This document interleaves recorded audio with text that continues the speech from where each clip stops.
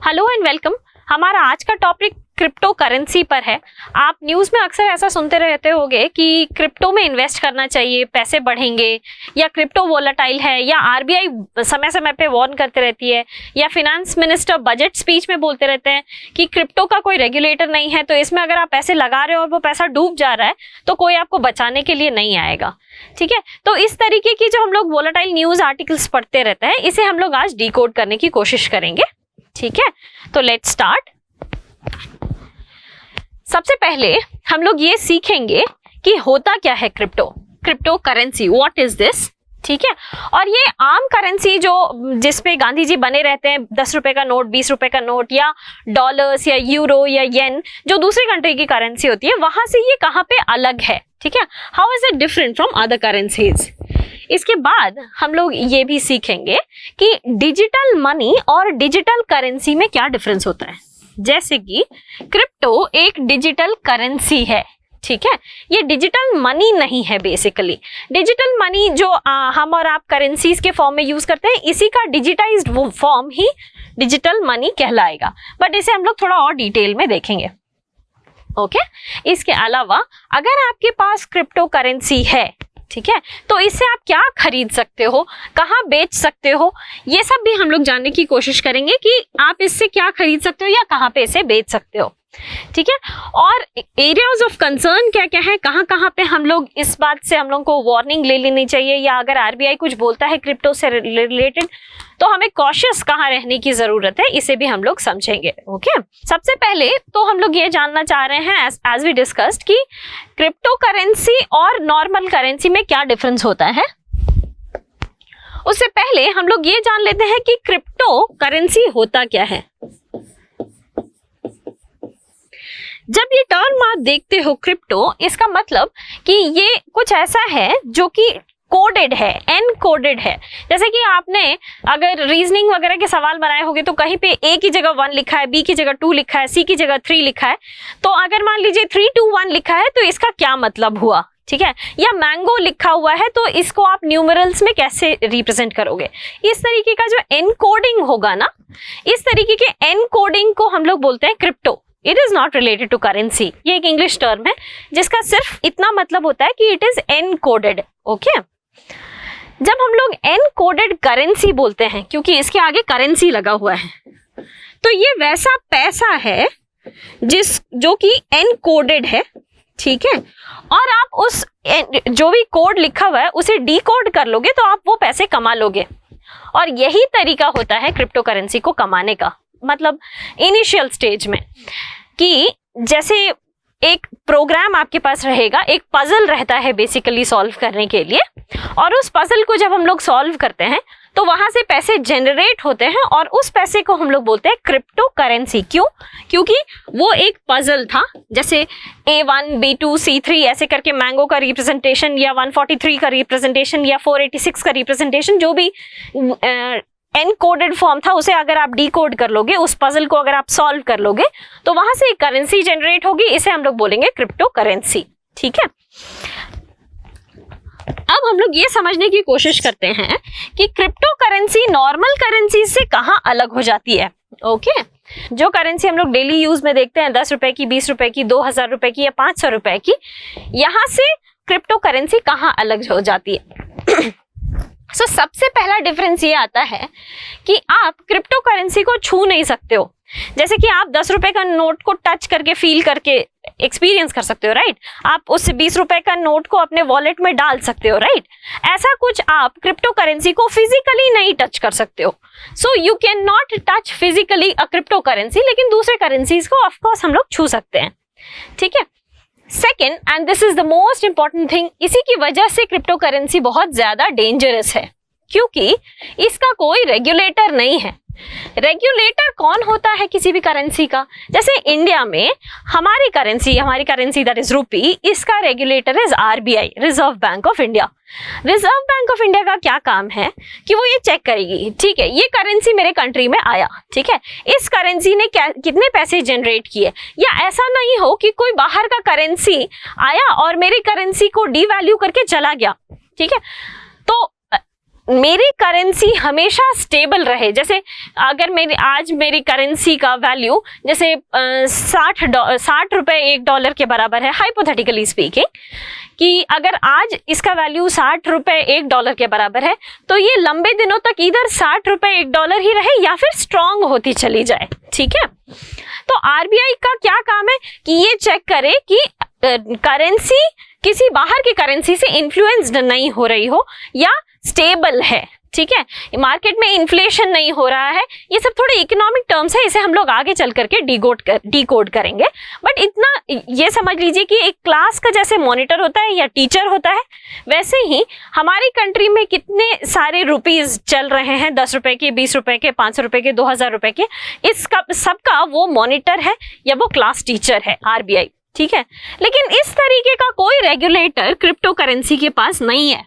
ठीक है, इससे क्या दिक्कत हो जाती है कि आपकी करेंसी को आज का वैल्यू, जैसे मान लीजिए हाइपोथेटिकली स्पीकिंग, आज आपने $1 खरीदा जिसका 60 रुपए के बराबर वैल्यू है। ठीक है, लेकिन कल को अचानक से ही ऐसा हो जाएगा कि 100 रुपए के बराबर $1 हो जाएगा और परसों 30 रुपए के बराबर $1 हो जाएगा। तो ये जो वोलेटिलिटी होती है, वोलेटाइल कहने का मतलब कि वो स्टेबल नहीं है, ये जो वोलेटिलिटी होती है ना, ये प्रॉब्लम हो जाता है क्योंकि किसी के पास कोई रेगुलेटर नहीं है। मॉनिटर का काम क्लास में क्या रहता है कि बच्चे हल्ला नहीं करें, शांति से रहें, पढ़ाई करें, लड़ाई नहीं करें, मारपीट नहीं हो, राइट। तो वही चीज काम आरबीआई कर सकती है हमारे प्रेजेंट करेंसी के साथ, जो कि कोई रेगुलेटर के एब्सेंस में क्रिप्टो करेंसी के साथ नहीं हो सकता है। ओके, नाउ क्रिप्टो करेंसी के साथ क्या है, अगर आपको नॉर्मल करेंसी चाहिए, आपको 50 रुपए चाहिए, 100 रुपए चाहिए, तो 100 रुपए के बराबर का काम करना पड़ेगा। या फिर दूसरा ऑप्शन ये हो सकता है कि आप 2 50 रुपए का नोट दे दो, कोई आपको सामने से 100 रुपए दे देगा, राइट। आपके पास अगर आपको पैसे कमाने हैं, पैसे लेने हैं, तो आपको क्या करना पड़ेगा, उसके बराबर का काम करना पड़ेगा या फिर उसके बराबर का पैसा आपको देना पड़ेगा, राइट। तो क्रिप्टो करेंसी में भी सेकेंड पार्ट सेम है। मान लीजिए आपके पास $100 है, 100 यूरो है या 50 यूरो है या कुछ येन है, कुछ रबल है, इसको एक्सचेंज करके आप क्रिप्टो करेंसी खरीद सकते हो, जैसा कि हम लोग अभी करते हैं अपने रुपीस के साथ। 2 50 रुपए का नोट दे दिया, 100 रुपए का नोट मिल जाएगा। लेकिन जो पहला प्रॉब्लम है कि हम लोग पैसे कमा करके रुपीस को या डॉलर्स को या रबल को या येन को रखते हैं अपने पास, वो कमाना नहीं होता है यहाँ पे। इसे बोला जाता है कि क्रिप्टो करेंसी की माइनिंग की जाती है। ठीक है, क्रिप्टो करेंसी को जब हम लोग माइन कर रहे हैं तो इसका मतलब बेसिकली हम उस पजल को सॉल्व कर रहे हैं सो दैट कि हम पैसे को जनरेट कर सके in terms of crypto currency. Okay, तो चलिए आगे बढ़ते हैं और समझने की कोशिश करते हैं इन दोनों के बीच का डिफरेंस। क्रिप्टो करेंसी के लिए पहले देखते हैं नॉर्मल करेंसी के लिए क्या होता है। न्यू करेंसीज कैसे जनरेट की जाती है, on the value of gold. ठीक है, अगर आप इतना सोना देते हो तो उसके बराबर का करेंसी जनरेट किया जा सकता है। अगर आपको नया करेंसी जनरेट करना है तो फिर और सोना देना पड़ेगा। ठीक है, लेकिन क्रिप्टो करेंसी में हम लोगों ने क्या देखा कि माइनिंग करना होता है, जितना आप माइन करोगे उतना ज्यादा पैसे आप जनरेट कर पाओगे। ठीक है, क्योंकि इसके पास एक रेगुलेटर है, नॉर्मल करेंसीज के पास एक रेगुलेटर है, सेंट्रल अथॉरिटी, तो ये स्टेबल रहता है। क्योंकि क्लास मॉनिटर है तो क्लास शांत रहेगी। ठीक है, इसके पास क्लास मॉनिटर है नहीं तो ये वोलेटाइल रहेगा। आप सुबह का अगर स्टेटस देखोगे क्रिप्टो करेंसी का तो इसका वैल्यू अलग रहेगा, दोपहर होते होते अलग हो जाएगा और शाम होते होते अलग हो जाएगा। So this volatility is because कि इसके पास अपना कोई रेगुलेटर नहीं है। ठीक है, and one final difference is कि अकाउंट होल्डर के जो भी डिटेल्स हैं, ठीक है, ये बैंक के साथ रहते हैं। ऑब्वियसली हम लोगों ने देखा है कि जब हम लोग बैंक में अकाउंट खोलते हैं तो वो आपसे केवाईसी मांगता है, नो योर कस्टमर, जिसमें आपको कोई एड्रेस प्रूफ देना होगा, अपना नाम, जिसमें प्लेस ऑफ रेजिडेंस, ये सब चीज आपको मेंशन करना पड़ता है, राइट। तो आपके बैंक अकाउंट, अगर आप किसी बैंक में पैसे रखना चाह रहे हो तो वहां पे एक अकाउंट खोलना पड़ेगा और अकाउंट खोलते ही आपको वहां पे अपने डिटेल्स फर्निश करने पड़ेंगे। अगेन ये चीज क्रिप्टो करेंसी के साथ नहीं होती है, तो इससे एक बहुत बड़ा प्रॉब्लम ये होता है, दैट इज मनी लॉन्ड्रिंग। यहाँ एंड मिसिंग है, दैट इज मनी लॉन्ड्रिंग। ठीक है, मनी लॉन्ड्रिंग कहने का मतलब हुआ कि आपको पैसे कौन दे रहा है, इसका नाम, पता, एड्रेस, कुछ भी, कोई भी आईडी प्रूफ आपके पास नहीं है, तो इससे क्या होता है कि मार्केट में कुछ ऐसा पैसा आ जाएगा जिसका आपको सोर्स नहीं पता है। अगर आपको सोर्स नहीं पता है तो ये पैसा किसी भी हेड से, मतलब ये पैसा थोड़ा अनसेफ हो जाता है, ठीक है। ये ऐसा हो सकता है कि ये पैसा टेरर फाइनेंसिंग के लिए यूज किया जा रहा हो या फिर बेनामी ट्रांजैक्शंस के लिए यूज किया जा रहा हो। So this kind of money becomes little risky, ठीक है। और इस तरीके के ट्रांजैक्शन से कोई भी कंट्री अपने आप को अलूफ रखना चाहती है, क्योंकि हमें नहीं पता है कि इसका सोर्स क्या है, ठीक है। और ये प्रॉब्लम क्रिप्टो करेंसी के साथ बहुत सीवियर है।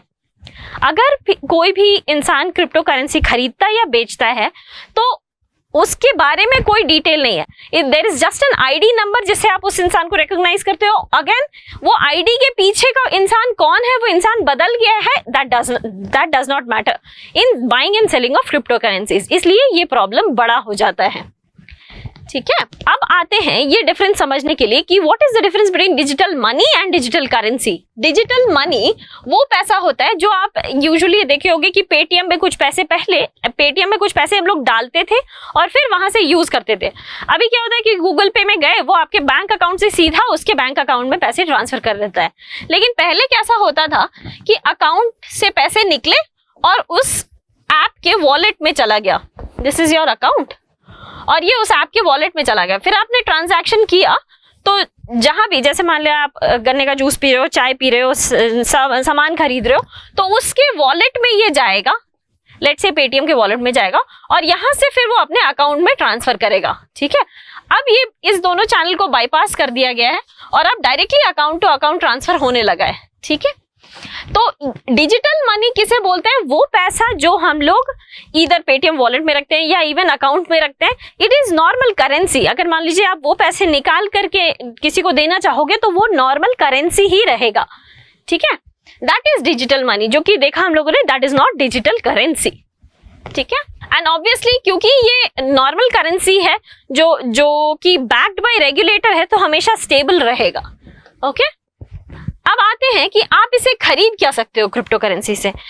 ये वैसी वाली बात हो जाती है कि अगर आप जैसे रुपए दे रहे हो, वो अगर रुपए एक्सेप्ट करने के लिए रेडी है तो फिर ये ट्रांजैक्शन बिल्कुल लीगल है। इंडिया में ये प्रॉब्लम नहीं होता है क्योंकि rupees is a legal tender, ठीक है। रुपीज जो आप नोट के फॉर्म में देते हो या सिक्के के फॉर्म में देते हो 1000 तक या 5000 तक, all of that is a legal tender. कोई मना नहीं कर सकता अगर आप इसे दोगे तो। लेकिन crypto currency is not a legal tender right now, क्योंकि इसे आरबीआई की बैकिंग नहीं है। तो अगर आप किसी को क्रिप्टो करेंसी दोगे तो वो मना भी कर सकता है। अगर उसने मना नहीं किया, इसका मतलब वो क्रिप्टो में उसका वॉलेट है और वो आपसे पैसे लेने के लिए रेडी हो जाएगा इन क्रिप्टो करेंसी। तो given the factor that the seller is accepting, आप कुछ भी खरीद सकते हो इन क्रिप्टो करेंसी। ये कुछ भी हो सकता है, in e commerce to technology to device, computer, laptop, Amazon से सामान, अमेजन फ्रेश, राशन पानी, कुछ भी हो सकता है। गिवन दैट कि जो भी, जैसे भी आप क्रिप्टो करेंसी देने की कोशिश कर रहे हो, वो इसे एक्सेप्ट करने के लिए रेडी है, ठीक है। जैसे कि एक एग्जाम्पल है कि माइक्रोसॉफ्ट ऑनलाइन पेमेंट्स लेता है in terms of crypto currency. आप माइक्रोसॉफ्ट को ऑनलाइन पे कर सकते हो in terms of crypto currency, लेकिन उसके गेमिंग कंसोल्स के लिए आप क्रिप्टो करेंसी में पेमेंट नहीं कर सकते हो। क्यों? क्योंकि वो एक्सेप्ट ही नहीं करेगा। वो बोलेगा हम लोग इस ट्रांजैक्शन में क्रिप्टो करेंसी एक्सेप्ट नहीं करते हैं, ओके। तो that limits the usages of crypto currency. अब आते हैं दो की टर्म्स पे जो आप अक्सर सुनते होंगे, एक है ब्लॉकचेन टेक्नोलॉजी और डिस्ट्रीब्यूटेड लेजर, जो कि क्रिप्टो करेंसी में अक्सर सुनते होंगे। ऑल्दो ये core part of crypto currency में नहीं आता है, लेकिन आपको अगर याद होगा कि हम लोगों ने डिस्कस किया कि क्रिप्टो को कैसे जनरेट किया जाता है, कि आप करेंसी को माइन करोगे और फिर वो करेंसी से कुछ खरीदना बेचना शुरू कर दोगे। करेंसी को पहले माइन करोगे और इससे कुछ खरीदना बेचना शुरू कर दोगे। एक बार आपने क्रिप्टो करेंसी में खरीदना बेचना शुरू कर दिया, इसका मतलब वो मनी मार्केट में सर्कुलेशन स्टार्ट कर चुका है। अब अगर वो सर्कुलेशन स्टार्ट किया तो एक डेटा एंटर होगा, ठीक है। इस तरीके का एक ब्लॉकचेन बना रहेगा, इसमें एंटर होगा कि ए ने 10 क्रिप्टो करेंसीज या 10 bitcoins, let's say crypto currency का एक एग्जाम्पल है बिटकॉइन, उसे हम लोग यूज करके समझते हैं। तो ए ने 10 बिटकॉइंस बी को दिए हैं, ठीक है। तो ये चीज एंटर हो जाएगा इस ब्लॉकचेन के डेटा में, A 10 B, ठीक है। बी ने 3 बिटकॉइंस C को दिए हैं, फिर ये इसमें ऐड हो जाएगा B3 to C, और B ने बाकी बचे हुए 7 लेट्स से D को दिए हैं, तो यहाँ पे ऐड हो जाएगा B7D। इस तरीके से ये ऐड होता चला जाता है और कुछ भी कभी भी डिलीट नहीं होता है, ठीक है। तो जो भी क्रिप्टो करेंसी एक्सेप्ट करने वाले होते हैं उनका ये जजमेंट होता है कि आप, क्योंकि यहाँ से कभी कोई डेटा डिलीट नहीं हो रहा है, तो सारा का सारा डेटा स्टोर तो डेफिनेटली हो रहा है। You can not delete this, इसमें से कुछ भी आप डिलीट नहीं कर सकते। This is only blockchain technology. ये ब्लॉक्स हैं जो कि चेन से कनेक्टेड है, ठीक है। क्योंकि इसमें आप कहीं भी कुछ भी नहीं डिलीट कर सकते हो, तो इसका मतलब ये इंफॉर्मेशन तो डेफिनेटली सेफ है कि किसने किसको कितने पैसे दिए, ठीक है। बट यहाँ पे अगेन दैट जस्टिफिकेशन कम्स कि जो भी दे रहा है ABCD, जो भी दे रहा है उसके पीछे बैठा हुआ कोई इंसान पॉलिटिकल फंडिंग के लिए दे रहा है या टेरर फिनेंसिंग के लिए दे रहा है, ये सब चीज हमें नहीं पता। ये हो सकता है जनरल यूज के लिए ही दे रहा हो, but ultimately because we do not know the person, तो हम लोग जज कुछ भी कर सकते हैं, right. So that is the blockchain technology जो कि क्रिप्टो करेंसी में यूज किया जाता है। Now what is distributed ledger? Distributed ledger कहने का मतलब कि बहुत सारे लोग होते हैं जो इसे मॉनिटर कर सकते हैं। अगर आपका क्रिप्टो करेंसीज में बाइंग एंड सेलिंग स्टार्ट हो जाता है, then you can monitor transactions. आप देख सकते हो कि किसने किसको कितने पैसे दिए हैं। तो ऐसा कह सकते हो कि डिस्ट्रीब्यूटेड लेजर है, बहुत सारे मॉनिटर्स, बहुत सारे रेगुलेटर्स हैं। लेकिन अगेन बहुत सारे रेगुलेटर का ये प्रॉब्लम हो जाता है कि कोई दूसरा किसी की भी बात नहीं सुनेगा, राइट। अगर आप एक रिस्पॉन्सिबिलिटी एक इंसान को दे रहे हो और वही रिस्पॉन्सिबिलिटी 10 इंसान को दे रहे हो, तो वो 10 लोगों की आपस में लड़ाई कर लेने की टेंडेंसी ज्यादा रहती है, राइट। तो यही डिस्ट्रीब्यूटेड लेजर का प्रॉब्लम है कि बहुत सारे लोग काइंड ऑफ रेगुलेटर की तरह बिहेव करेंगे for blockchain technology that we do not want, ठीक है। एज ऑफ नाउ इसीलिए ये सभी चीजें they are not at all secured और RBI is not willing to continue with cryptocurrencies right now। RBI ने इसके लिए अपना एक सोल्यूशन निकाला है, बट इस सोल्यूशन को डिस्कस करने से पहले कुछ एरियाज ऑफ कंसर्न पढ़ लेते हैं। हम लोगों ने देख लिया है ऑलरेडी कि ये बहुत ही ज्यादा वॉलेटाइल है और इसलिए भी अनस्टेबल है। हम लोगों ने डिस्कस किया कि बहुत अनप्रेडिक्टेबल है। कल को अचानक से बहुत सारे लोग अगर मान लीजिए बिटकॉइंस में इन्वेस्ट करने लगेंगे तो बिटकॉइन की करेंसी की डिमांड बढ़ जाएगी, हर किसी को बिटकॉइन चाहिए होगा। जैसे ही किसी चीज की डिमांड बढ़ जाती है तो उसकी दाम भी बढ़ जाती है। आपने देखा होगा बारिश के मौसम में प्याज गलने लगता है, सड़ने लगता है, ठीक है। और अगर लोगों को प्याज चाहिए तो ऑब्वियसली अवेलेबिलिटी कम हो गई है प्याज की, तो ज्यादा से ज्यादा लोग उसी प्याज के लिए डिमांड करेंगे तो प्याज का दाम बढ़ जाता है, राइट। सेम चीज क्रिप्टो करेंसी में भी होगा। अगर हर कोई रुपए छोड़ के, डॉलर छोड़ के, रबल छोड़ के, येन छोड़ करके क्रिप्टो करेंसी ही चाहेगा तो इसका मतलब उसका डिमांड बढ़ने लगेगा। तो कल को अगर क्रिप्टो करेंसी आप 100 रुपए में खरीद सकते हो तो परसों ही हो सकता है आपको 1000 रुपए में वही क्रिप्टो करेंसी एक क्रिप्टो करेंसी खरीदना पड़े, चाहे वो बिटकॉइन हो या एनी अदर। तो ये अनप्रेडिक्टेबल भी बहुत ज्यादा है, ठीक है। लेकिन एक और सीरियस प्रॉब्लम ये है कि ये इकोनॉमिक साइकिल्स को भी अफेक्ट करता है। जैसे कि आपके पास पैसे हैं, ठीक है, जो कि हम लोग नॉर्मल करेंसी कंसिडर कर रहे हैं, रुपए हैं, डॉलर है, येन है, ठीक है, या रबल है। तो आप क्या करोगे, ये पैसे लेके जाओगे एक वेंडर के पास, उससे पैसे दोगे, उससे एक घर खरीद लोगे और इस घर को इधर भाड़े पे लगा दोगे या वेट करोगे कि इस घर का दाम जब भी बढ़ेगा हम इसे बेच देंगे, राइट। तो अल्टीमेटली क्या कर रहे हो आप, पैसे से पैसे को जनरेट कर रहे हो, राइट। ये चीज आप क्रिप्टो करेंसी में इन जनरल नहीं कर सकते हो। जैसे कि आपने घर लिया और घर को भाड़े पे लगा दिया, या शेयर्स लिया और वो शेयर्स दूसरे को बेच दिया, ये चीज इन जनरल क्रिप्टो करेंसी के साथ नहीं कर सकते हो। अदरवाइज आपको फिर यही करना पड़ेगा कि क्रिप्टो करेंसीज में ही सिर्फ डील करते रहना पड़ेगा टू इंश्योर कि उसकी वैल्यू बढ़ती चली जाए, right?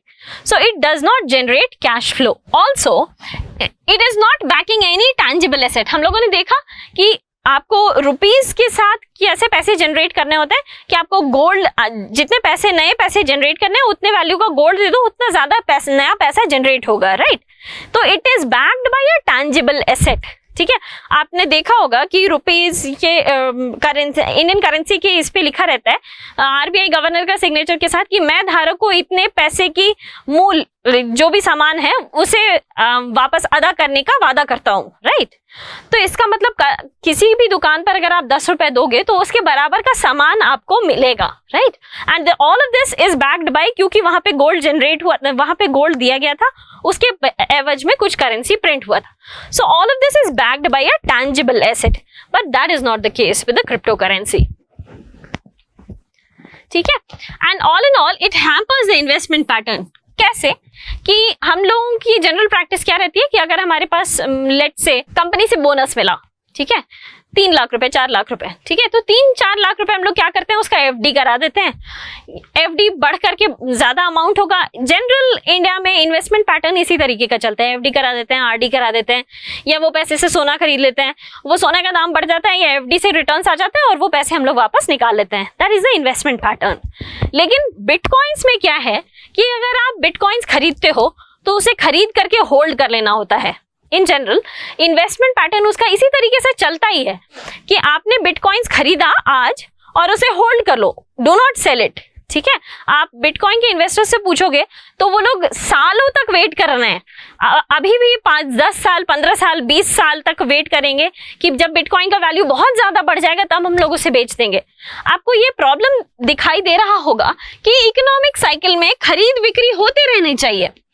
कोई एक इंसान है, इसके पास अगर मान लीजिए चलते फिरते पार्क में 100 रुपए मिल गए और वो 100 रुपए को लेकर के 15 साल तक वेट ही करता रह गया, तो इससे हम लोग मार्केट में पैसे को जनरेट नहीं कर पाएंगे। वो 100 रुपए लेकर के कुछ सामान खरीदा, वो जाकर के कुछ सामान खरीदा, तो करेंसी मार्केट में सर्कुलेट करती रहेगी, ठीक है। अगर पैसे को हम लोग होल्ड कर लेते हैं तो हम लोग एक रॉन्ग साइड ऑफ इकोनॉमिक्स में एंटर कर जाएंगे, दैट इज डिप्रेशन या recession, that is a different part. But पैसे को होल्ड कर लेने से हम लोग इकोनॉमिक साइकिल का जो चक्का होता है, एक प्रोड्यूसर, एक कंज्यूमर और गवर्नमेंट और रेगुलेटर्स, ये चक्का घूमना बंद कर देता है क्योंकि हम लोग पैसे को सर्कुलेट नहीं होने दे रहे। सो ये जो क्रिप्टो करेंसी है presently it is not promoting the normal business cycle, ठीक है। Now coming to the RBI measures. RBI इससे ऑब्वियसली डरी हुई इसलिए रहती है क्योंकि इसका कोई रेगुलेटर नहीं है और एनोनिमस ट्रांजैक्शंस की वजह से ये मनी लॉन्ड्रिंग या टेरर फाइनेंसिंग कर सकती है। तो आरबीआई ने क्या बोला कि ठीक है, मुझे प्रेजेंटली क्रिप्टो करेंसी से या बिटकॉइन से प्रॉब्लम है क्योंकि इसका कोई रेगुलेटर नहीं है, तो लेट्स स्टार्ट कि हम ही अब रेगुलेटर बन जाते हैं और हम एक अपना ही क्रिप्टो करेंसी स्टार्ट करते हैं। इसका नाम रखेंगे CBDC, central banks digital currency, ठीक है। और इसे हम लोग बैकिंग देंगे अपना। तो अब इसके पास रेगुलेटर है। फर्स्ट मेजर प्रॉब्लम सॉल्व्ड कि क्योंकि इसके पास एक रेगुलेटर है तो ये वोलाटाइल नहीं होने दिया जाएगा, ठीक है, स्टेबल इकोनॉमिक्स को प्रमोट करेगा, ठीक है। और very important thing, it is exchangeable to fiat currency, ठीक है। इसका मतलब अगेन आप नॉर्मल रुपये दे करके CBDC खरीद सकते हो या कोई और करेंसी, डॉलर, येन, रबल, ये सब दे करके क्रिप्टो करेंसी या ये वाली क्रिप्टो करेंसी जो आरबीआई ने स्टार्ट की है इसे आप खरीद सकते हो। So it is exchangeable to fiat currency. इस तरीके की प्रैक्टिसेस कुछ और कंट्रीज ने भी स्टार्ट किया है। For example China, Bahamas, Nigeria, ये सभी कंट्रीज ने भी इस प्रैक्टिस को स्टार्ट किया है। Okay, with that we come to the end of crypto currency. इसमें हम लोगों का बेसिक नॉलेज का कंसेप्ट बनाना था कि क्रिप्टो करेंसी होती क्या है, ये नॉर्मल करेंसी से कहाँ अलग है, क्यों इससे प्रॉब्लमैटिक कहा जा रहा है आरबीआई द्वारा, और इसका सोल्यूशन क्या है, ये सभी चीजें हम लोगों ने डिस्कस किया। I wish you all the very best and thank you so much.